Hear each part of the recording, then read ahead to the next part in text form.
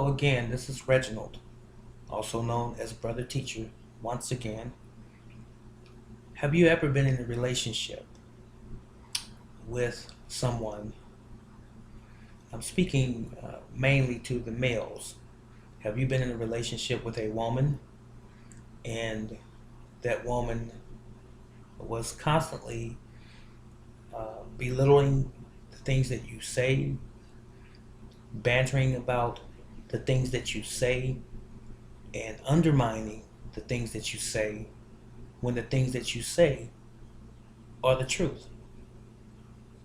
Of course, many of us can always um, defend ourselves and say that our point is the truth or it's valid versus the other person's point. They can say on the other side that my point is valid or it's the truth.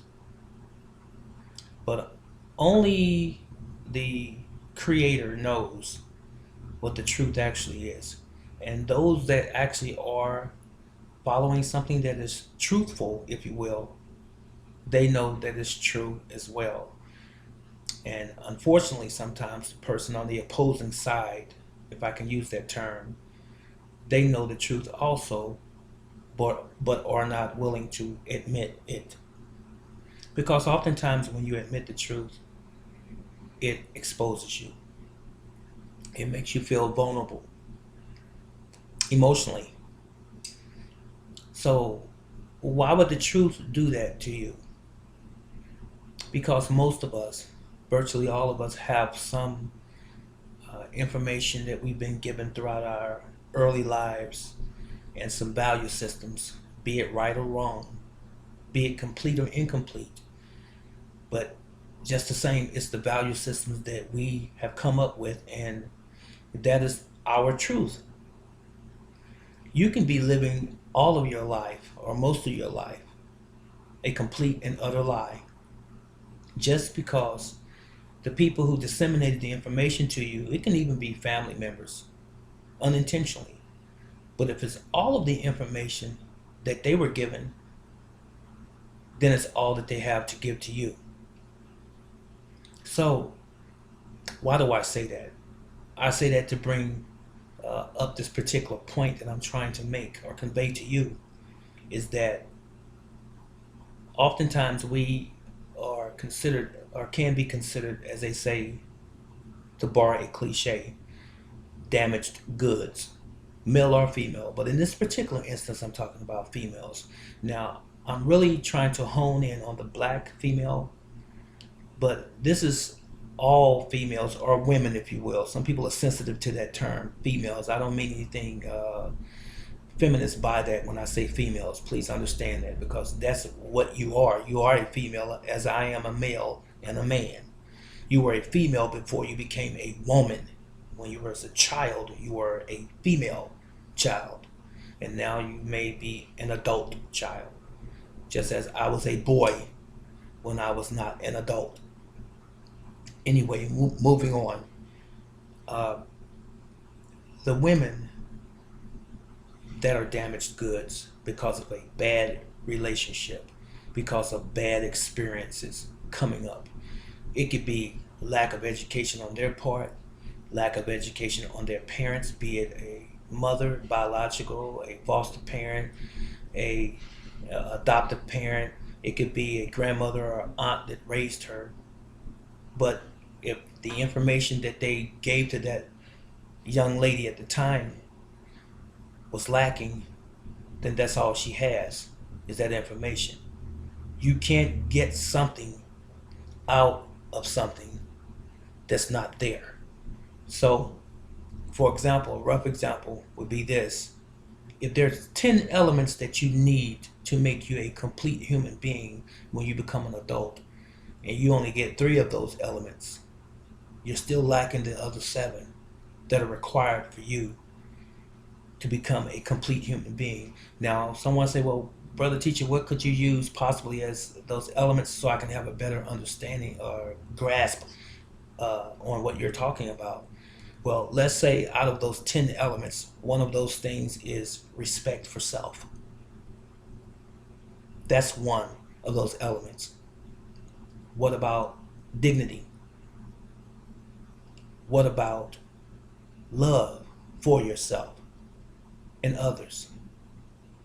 What about a sense of belonging, uh, identity, your nationality, even if you will, your history, who you are, and where you came from?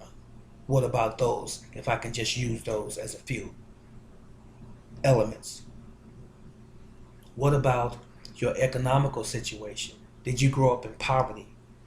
Or did you grow up in a situation where your family was rich and you were born into wealth?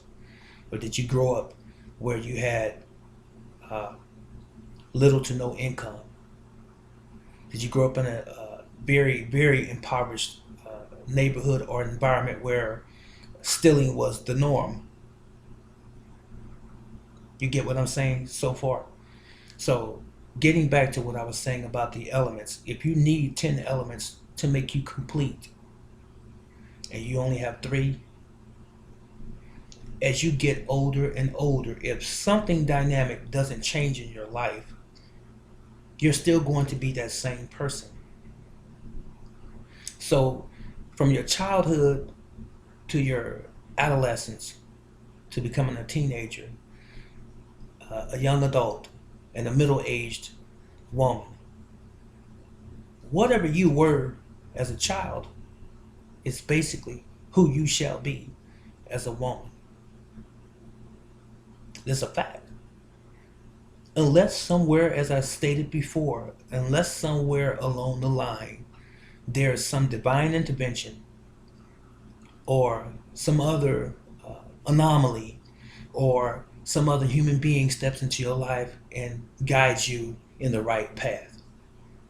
Other than that, you're going to end up being the same person that you were as a child, but you would be an older version. Now, men can take a note from this video as well because this applies to both sides, male and female. But I'm talking about the women right now. Now, let me see if I can get to the crux of the matter. As I began, um, have you ever been in a situation, men, where you were dating a woman, if we can use that expression, dating, or if you were in a relationship with a woman, or if you were married, and if you are married to a woman and you have children, either yours and or stepchildren that are hers, that when you try to or attempt to discipline the children and teach them about the world in which they live, and just inside the home, and the mother happens to be there, and she counters what you're saying right in front of the children. Is that right? Is it fair? Especially when the things that you're saying to the children are correct. So, for example,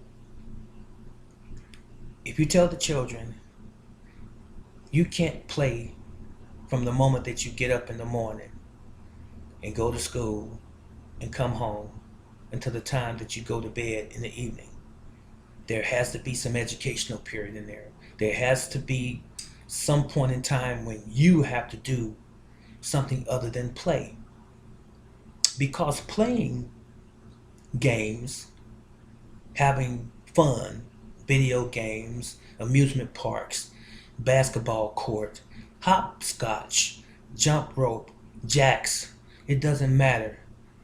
Whatever it is that you're playing, that will not benefit you as an adult. It's just purely a fact. And if it can benefit you as an adult, I would like you to leave a comment when I'm done in the comment section and tell me how it is that playing as a child will benefit you as you get older. It doesn't. It's entertainment. The problem is we have not learned how to put entertainment slash pleasure and games into perspective as it relates to being serious about life. I've been told on numerous occasions throughout my life that I was a serious person. that I was even too serious. Calm down, Reginald, our teacher. Relax. You're going too far. You're too hard. Now, mind you, I do have a military background. One of the greatest things that I ever did was join the military to see how the military was from a discipline standpoint. But I'm not a military person per se. All the military did for me was to solidify, was to fortify who I already was. A person of principle. A person who had standards. A person who believed that there's an order of things. And there is an order of things. But most people in the private sector, in civilian life, they just live oftentimes a haphazard way of life. And come see, come si, some say, or gay sarah, sarah, whatever shall be, as Doris Day used to say. But that's not reality. There is a time when you must be serious, when you must protect your family on every level, physically, spiritually, educationally. There's a time when you have to take care of your obligations, paying your rent, your utilities, your phone bill, keeping a roof over your children's and your family's heads, paying all of the things that you know that you need to pay from day to day. There's a time for that. But during those particular instances that I just mentioned, it's not time to play. Because your bills are always going to be there. Especially those permanent bills that you have. You're going to have rent, and you're going to have your utilities. I'm not trying to go off on a tangent, but just using this as an example, you're going to have those two particular bills, and you're going to have utilities, as I said. Now, if, for example, you wait a week after the bill was due, you're going to get a knock on the door from the landlord. You're going to get a phone call. You're going to get a message from the utility company. You're going to get a notice on your door. All because you were playing games and not taking care of business. You should also take care of business in your home by showing your children and your wife or your companion love. Love is more than just words. Love is an action word, as are many other words, but we're talking about love right now. So when you say you love someone, it should speak, it should manifest in your actions. So if I tell my wife that I love her, she should see it in my actions, the things that I do. When I walk up to her sometimes and she's about to leave for work, and I hug her, unprovoked. She didn't ask me to, I just did it. That's love. When I see her carrying bags to the house from the grocery store or from wherever, and I go open the door for her and usher her in and relieve her of her bags and take her coat off, that's love. Unconditional. When she's ill and she can't go to work and has to take a day off, and she can't do the things that she would normally do, and I jump in there, I wash the dishes, I clean the house, I do the things that are necessary that she normally would do, that's love. But if she does not reciprocate those things that I do for her, then we can question whether or not that's love. Because love is unconditional. It's not one-sided. It's not, I do the things for you that I'm supposed to do for you. Because, first of all, it's a commandment from the Creator. But you're supposed to do those things for me as well. We are in a relationship, not an association, not just a familiar situation. We're in a relationship. And if we're in a relationship, even though I'm a male and you're a female, we have our respective jobs. And we're not equal in that sense because we have two different sexualities, male and female. So in that sense, we're not even or equal, as some might assume that we're equal. Some people might say, well, you have to be equal financially. That's not true either. If we take care of our obligations within our home, that's one thing. But we do have the right to have our own. I have my own cologne, you have your own perfume. It belongs to you, and this belongs to me. So we are different in that sense. I have my own clothing, you have your own clothing.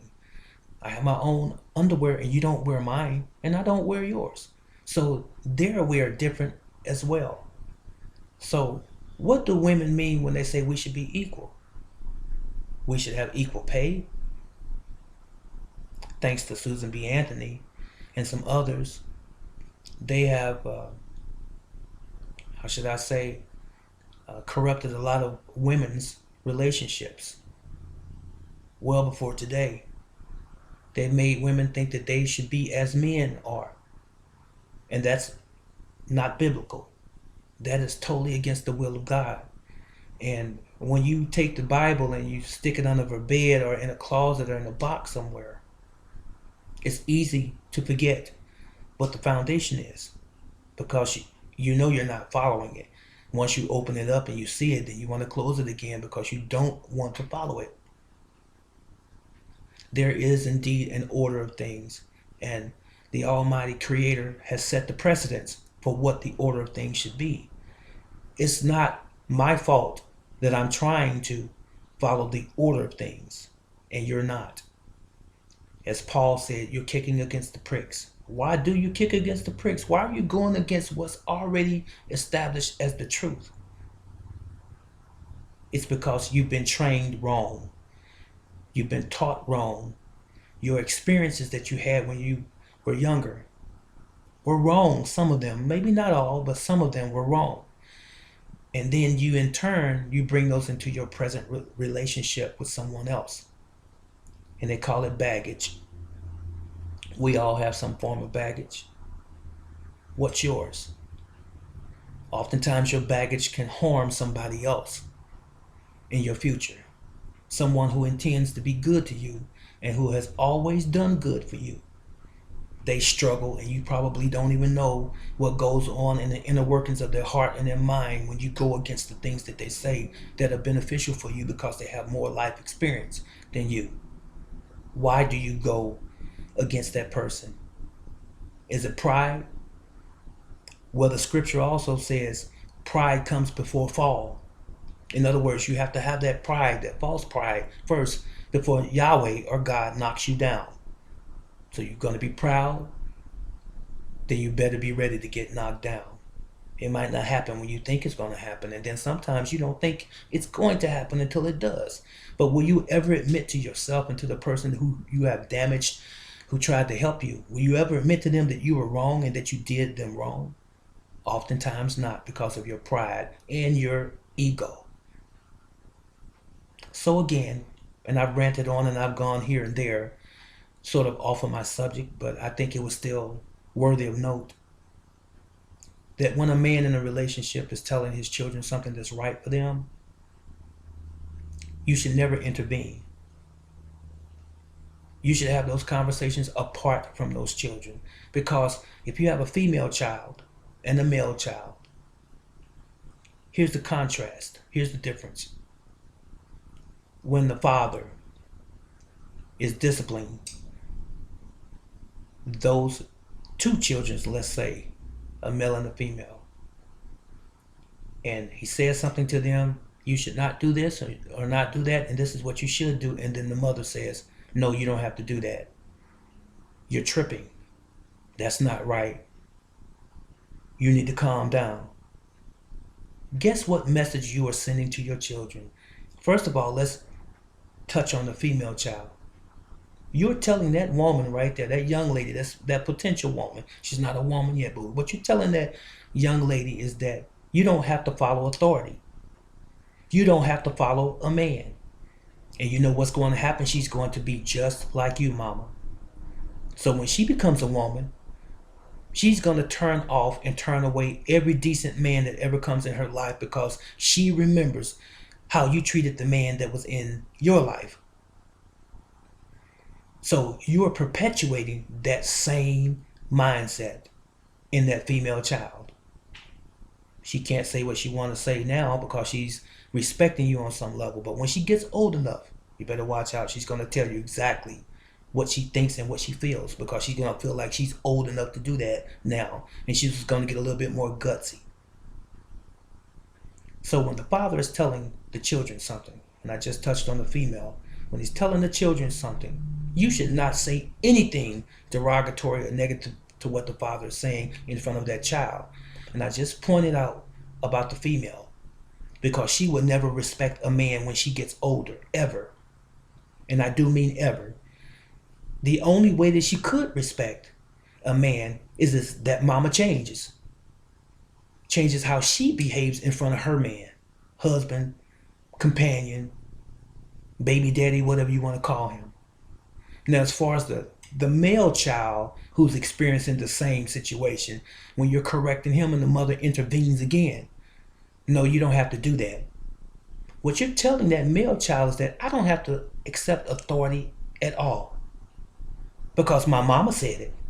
Every time the man is saying something to me, my mother interjects. My mother says, oh, no, you don't do that. That's the wrong thing. No, he don't know what he's talking about.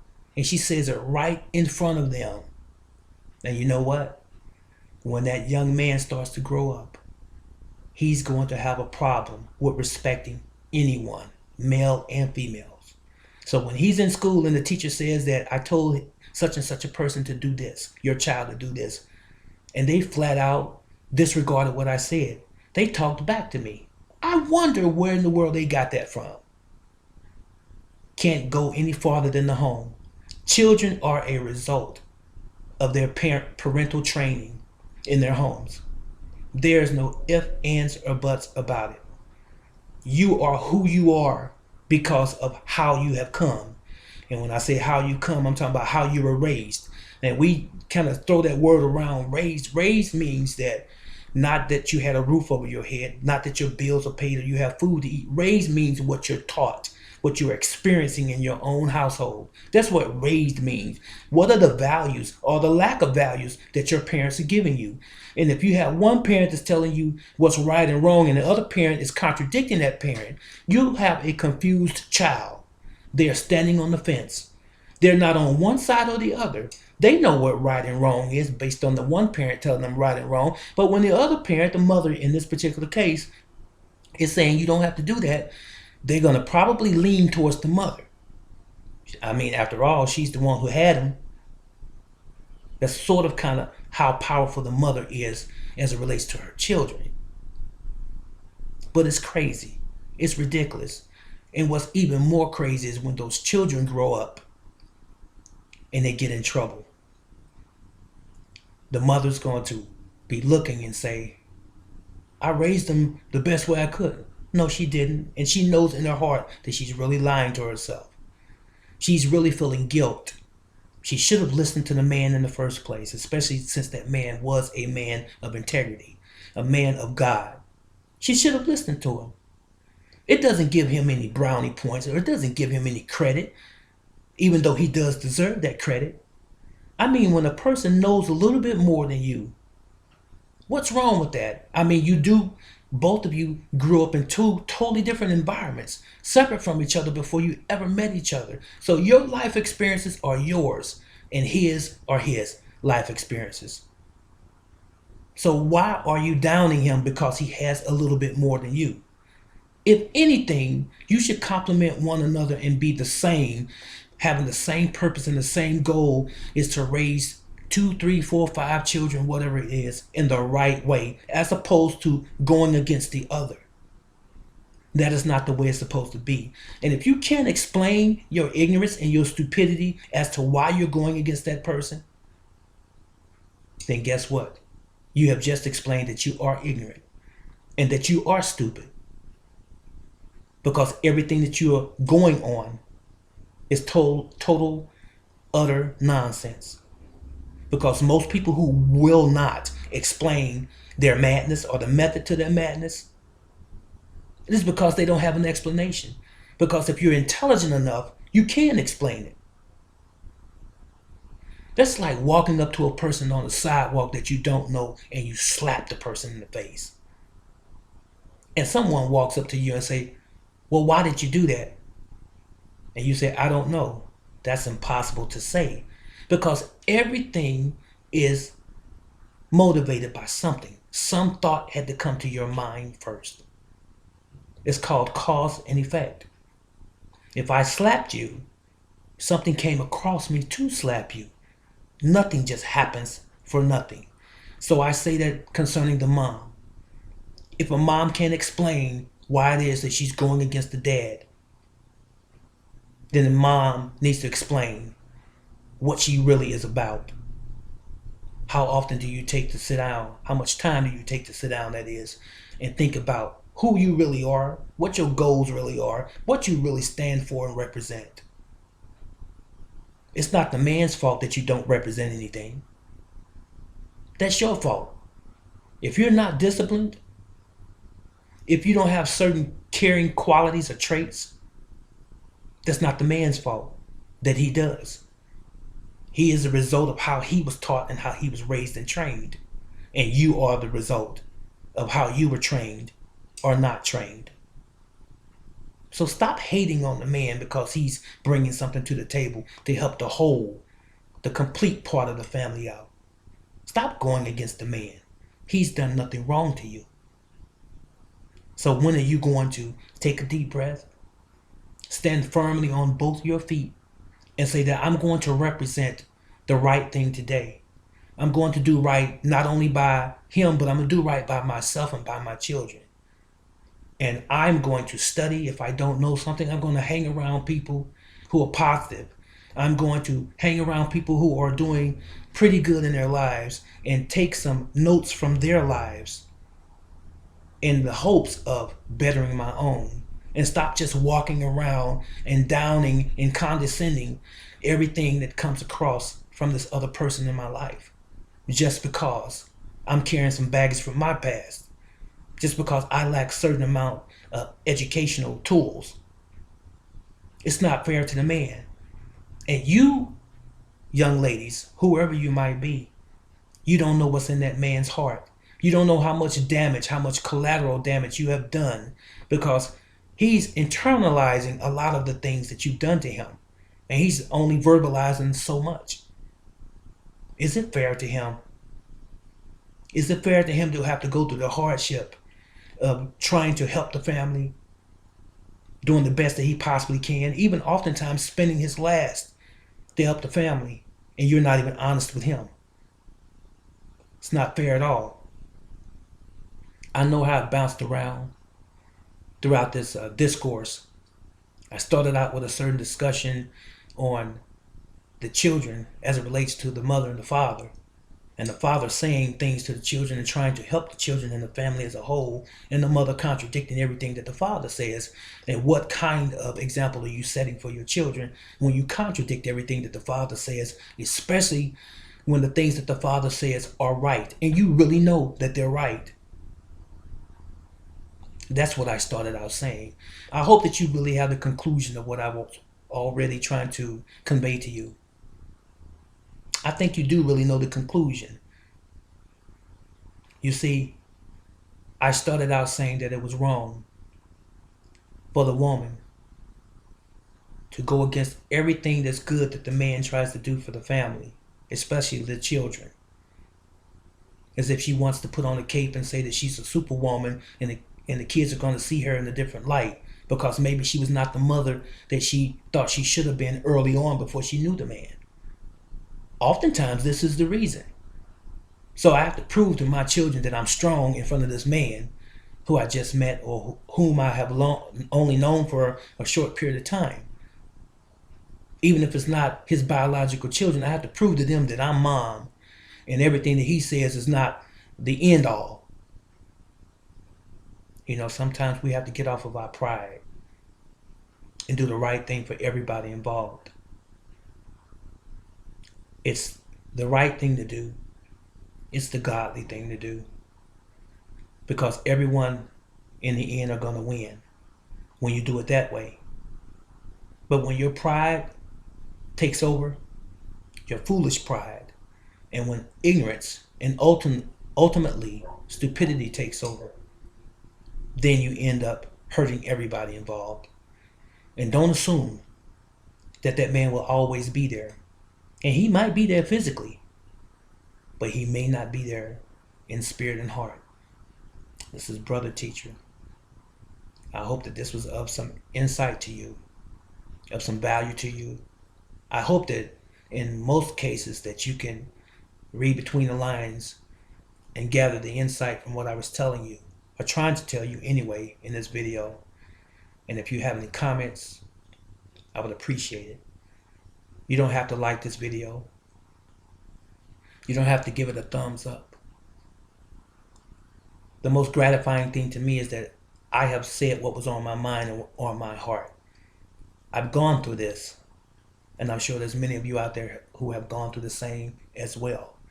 So for the mothers that are out there who this video was really about, and primarily the black mothers, but for all mothers by and large, I want you to know that you're not being beat up on. No one is saying that you have no value, because you do. You are Mother Earth, because if it were not for you, no man or woman would be here. See, that's the blessing.